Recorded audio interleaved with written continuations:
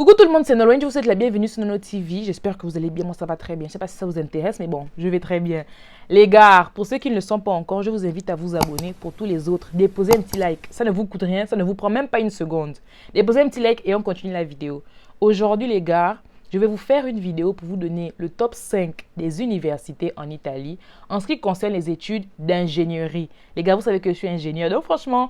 j'aime bien faire ce genre de vidéos en fait, surtout quand il s'agit d'ingénierie XY. Là. En tout cas, ceux qui me sont abonnés depuis le savent, je suis ingénieur, make-up artiste, j'ai dit même vidéaste, mon Dieu. Je fais des vidéos sur YouTube, je fais tout en fait, tout ce que je peux, je donne mes cours de français.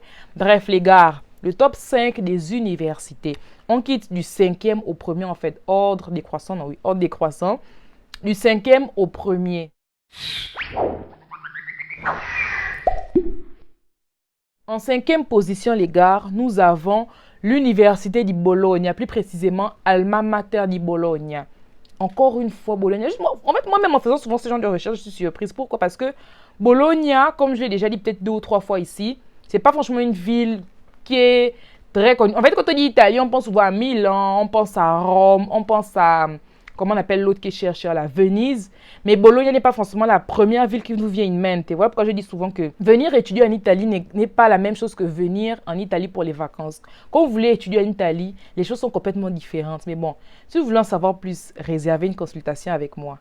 Les gars, en numéro 4, nous avons encore l'Université di Padova. Vous connaissez mon histoire avec Padova. Pour ceux qui ne le savent pas, allez regarder ma vidéo dans laquelle je vous parle de mon expérience en Italie. J'ai une histoire particulière avec Padova. J'ai vécu là-bas ma première année en Italie. Et disons que c'était pas la joie. On va passer. Vous savez que moi, quand c'est Padova, je passe très vite. En numéro 3, nous avons la Sapienza di Roma. Roma, franchement, c'est une ville que je ne conseille pas forcément quand c'est pour étudier certaines filières.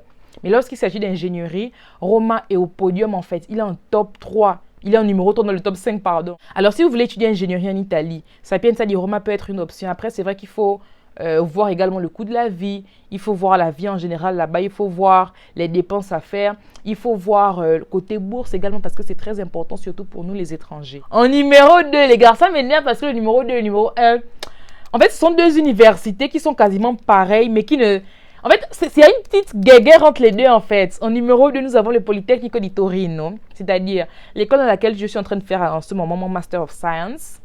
Le Politecnico di Torino, franchement, je conseille. Une chose que j'ai remarqué avec nous au Politecnico di Torino, c'est que contrairement, par exemple, à l'Université de Turin, parce que ce sont deux entités différentes, Politecnico di Torino, on est...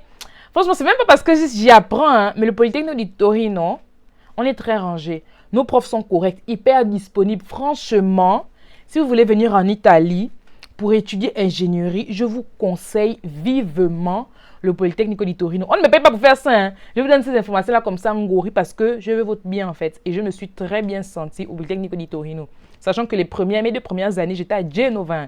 Là-bas, c'était pas trop ça.